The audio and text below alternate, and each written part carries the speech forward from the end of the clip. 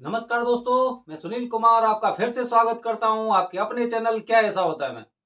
दोस्तों, आज मैं आपको कालसर्प दोष के बारे में वो जानकारी दे रहा हूं जो काफी लोग जो पूजा करा चुके हैं कालसर्प दोष की, चाहे उन्होंने कहीं पे भी पूजा कराई हो, त्र्यंबकेश्वर में कराई हो, नासिक में कराई हो, कहीं पे भी कराई हो या फिर उज्जैन में कराई हो, उसके बाद उनके जहन में एक बात चलती रहती है कुछ दिनों बाद। अभी नहीं, शुरुआत में नहीं, कुछ दिनों बाद, कि मैंने पूजा कराई और पूजा कराने के बाद मुझे लग रहा है कि मेरी पूजा खराब हुई है। मुझे लग रहा है कि मैंने जो पूजा करवाई थी उसका अच्छा परिणाम नहीं मिल रहा है। और फिर उसके बारे में सोच सोच के लोग सोचने लगते हैं, कहीं ऐसा तो नहीं कि पंडित जी गलत हो, कहीं हो सकता है कि ऐसा तो नहीं कि कुछ ऐसी विधि मुझसे गलत हो गई हो, या फिर ऐसा हो सकता है कि भाई वो वाले पंडित जी कह रहे थे आपकी कुंडली में काल सर्प दोष नहीं, ये समस्या है। मतलब इस तरह के सवाल आपके दिमाग में चलते हैं। आपने काल सर्प दोष की पूजा कराई और पूजा कराने के बाद अगर आपको उसके अच्छे परिणाम नहीं मिल रहे हैं तो उसकी कुछ वजह हो सकती है, कुछ वजह हो सकती है।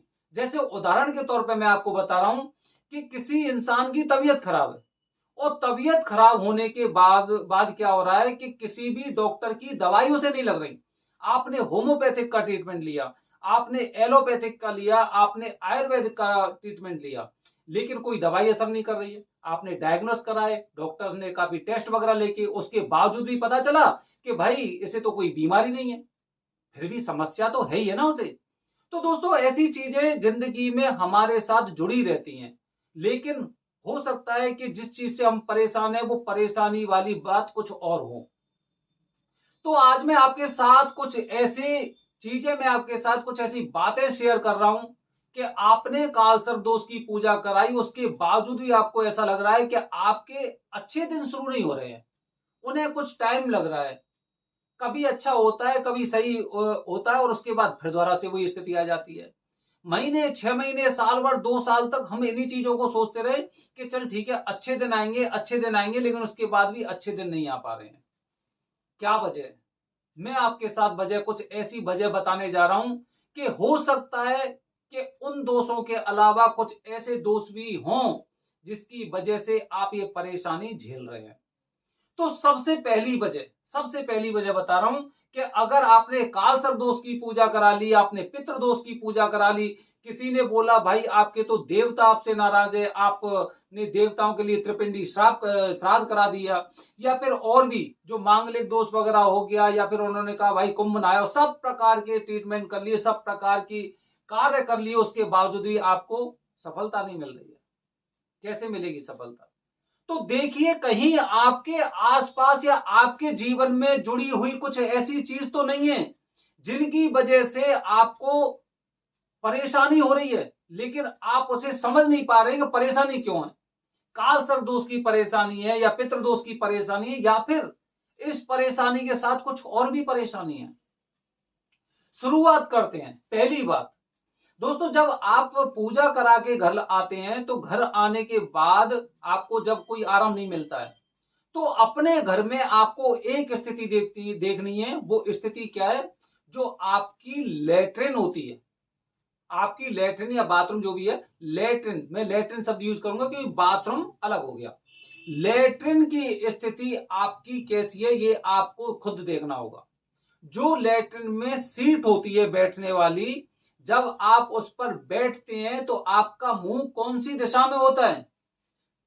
अगर वास्तु के अनुसार हम चलें तो आपका मुख हमेशा उत्तर या दक्षिण दिशा में होना चाहिए। उत्तर या दक्षिण दिशा में आपका मुंह होना चाहिए, अन्यथा आपके जितने भी दोष है ना आपकी कुंडली में, वो दोष हजारों गुना बढ़ जाते हैं। घर परिवार का ये एक ऐसा दोष होता है वास्तु के अनुसार कि अगर ये आपकी स्थिति ठीक नहीं है तो इससे आपको आगे तक गंभीर परिणाम भुगतने पड़ेंगे कि आपने वो सीट है और सीट का आपने ढंग से व्यवस्था नहीं की है। दूसरी बात, आपका शौचालय कौन सी स्थिति में बना हुआ है, कौन सी जगह बना हुआ है। अगर हम वास्तु के अनुसार बात करें तो आपका जो बाथरूम है वो बाथरूम आपका दक्षिण दिशा की तरफ होना चाहिए, पश्चिम दिशा वाले कोने में दक्षिण दिशा की तरफ आपका वो होना चाहिए। या फिर आप उसे मान सकते हैं कि दक्षिण वाली, मतलब दक्षिण वाली दिशा में ही आप मानो कि दक्षिण दिशा में आपका गेट होना चाहिए। पहली बात तो दोस्तों ये हो गई। दूसरी बात मैं आपको बता रहा हूं, दूसरी बात ये ऐसी होती है कि आपका घर कौन सा मुखी है, दक्षिण मुखी है या पूरब मुखी या पश्चिम मुखी है। दक्षिण मुखी जो घर होता है उसमें भी बहुत समस्याएं होती हैं, लेकिन उन समस्याओं का एक इलाज होता है कि आपका घर अगर दक्षिण मुखी है, दक्षिण मुखी है मतलब आप समझ रहे हैं कि जब भी आप अपने मेन गेट से घुसेंगे तो आपके मुख की तरफ उत्तर दिशा होगी और पीठ की तरफ आपकी दक्षिण दिशा होगी, तो ये दक्षिण मुखी हो गया।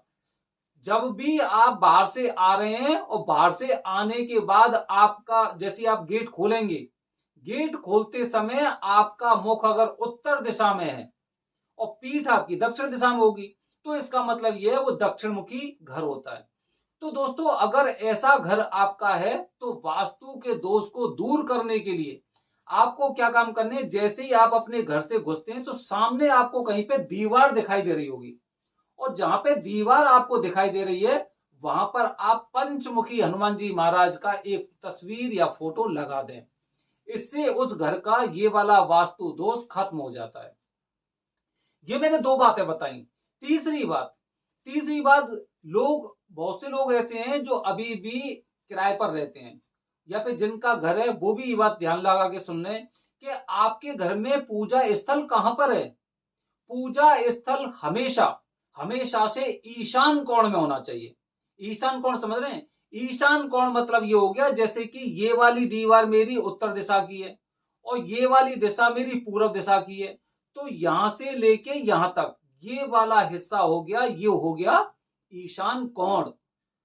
या तो आप प्रॉपर एकदम जो आपकी दीवार है उत्तर वाली जो दीवार है और ये वाली पूरब वाली दीवार है, तो यहां पे भी आप पूरब वाली दीवार पर भी आप क्या कर सकते हैं, भगवान अपना मंदिर रख सकते हैं। या फिर इसी जो उत्तर वाली दीवार है, उत्तर वाली दीवार पर ही आधी दीवार से इधर कोने की तरफ उधर भी आप अपना मंदिर रख सकते हैं। ये होता है ईशान कोण। बहुत से लोग क्या होते हैं, जैसे कहीं पे खाली जगह देखी, कोई अलमारी खाली देखी, वहीं पे मंदिर रख लिया, उसी को मंदिर बना लिया। तो दोस्तों ये काम आपको नहीं करना है, विशेष रूप से आपको ये काम नहीं करना है। तीसरी बात मैं आपको बता रहा हूं दोस्तों, जो आपके घर में अलमारी होती है, चौथी बात बता रहा हूं, जो अलमारी होती है, अलमारी का आपका जो गेट है, जब आप खोलेंगे, जो गेट है आपका खोलेंगे तो खुलने के बाद आप जिधर देखते हैं वो प्रयास करना है आपको कि वो आपकी पश्चिम दिशा हो। मतलब अलमारी के सामने, अलमारी के एकदम सामने वो पूरब दिशा होती है तो बहुत अच्छा होता है। ये कुछ ऐसी चीज होती है क्योंकि अलमारी में ज्यादातर लोग अपना आभूषण, गहने, सोना चांदी वगैरह ये रखते हैं, तो ये माना जाता है कि आपकी ये वाली दिशा होनी चाहिए। बहुत से लोग इसे बताते हैं कि आपका गेट हमेशा उत्तर की तरफ खुलना चाहिए, उत्तर में भी रख सकते हैं जिससे कि धन की कमी नहीं रहती है। और अंत में एक बात बता रहा हूं, आपका रसोई घर आपका हमेशा शौचालय से थोड़ा सा दूर, मतलब काफी दूर होना चाहिए।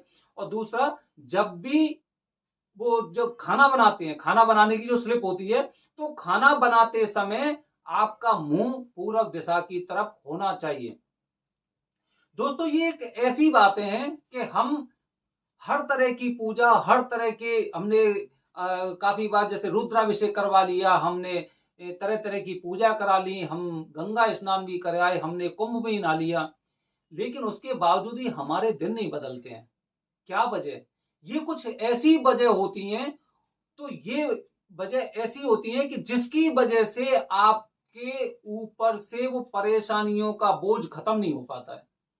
तो दोस्तों इन बातों का आपको ध्यान रखना है। और इसमें जो सबसे महत्वपूर्ण बात जो मैंने आपको सबसे स्टार्टिंग में बताई, जो आपकी लैट्रिन की स्थिति होती है, वो आपके पूरे परिवार को, जो लोग घर परिवार में रह रहे हैं ना, उनकी काया पलट कर सकती है। अगर आपने गलत तरह से अगर आपने वहां पर जो लैट्रिन वाली सीट लगाई है तो दोस्तों ये मैंने आपको जानकारी दी है। आपको कुछ ऐसी चीजों का भी ध्यान रखना चाहिए, हमेशा ध्यान रखना चाहिए। बहुत सी बार मैंने लोगों को देखा है कि जो दीवार होती है, दीवार के आने जाने का गेट होता है बीच में से, आप देखेंगे कि जैसे घर होता है, घर में से एक कमरे में से दूसरे कमरे में जाने के लिए या फिर हॉल में जाने के लिए, कहीं पे जाने के लिए, वो बीच में से ही रास्ता दे रखा होता है, जैसे एक अंदर वाला गेट बोलते हैं, वहां पे घड़ी लगा देते हैं उस गेट के नीचे। जबकि वास्तु के अनुसार हमें कभी भी गेट के नीचे घड़ी लगानी नहीं चाहिए, कभी नहीं लगानी चाहिए। ये छोटी छोटी चीजें ऐसी होती हैं जो बहुत बड़ा प्रभाव करती हैं। कहते हैं ना, आपने भी बहुत बार सुना होगा कि भाई वो बंदा बहुत बड़े हॉस्पिटल में रह के आया, एडमिट होके आया, ऑपरेशन थिएटर तक पहुंच गया, लेकिन उसकी बीमारी का इलाज नहीं मिला, और बगल वाले वैद्य जी ने नवस देख के दवाई दी और 3 पुड़िया में फिट कर दिया। तो ऐसी चीजें होती, छोटी छोटी चीजें भी हमारी जिंदगी में बहुत जरूरी होती हैं। दोस्तों, इन बातों का आपको ध्यान रखना है। अगर आप काल सर्प दोष पूजा या पितृ दोष पूजा कराने के बाद भी आप ये देख रहे हैं कि आप मुझे कोई फायदा नहीं हुआ ये पूजा कराने का, तो दोस्तों इस तरह से आप अपनी समस्याओं का समाधान कर सकते हैं। आने वाले वीडियो में आपको कुछ और अलग तरह की जानकारी दूंगा, तब तक बने रहिए हमारे चैनल के साथ। धन्यवाद दोस्तों, जय हिंद, जय भारत, हर हर महादेव।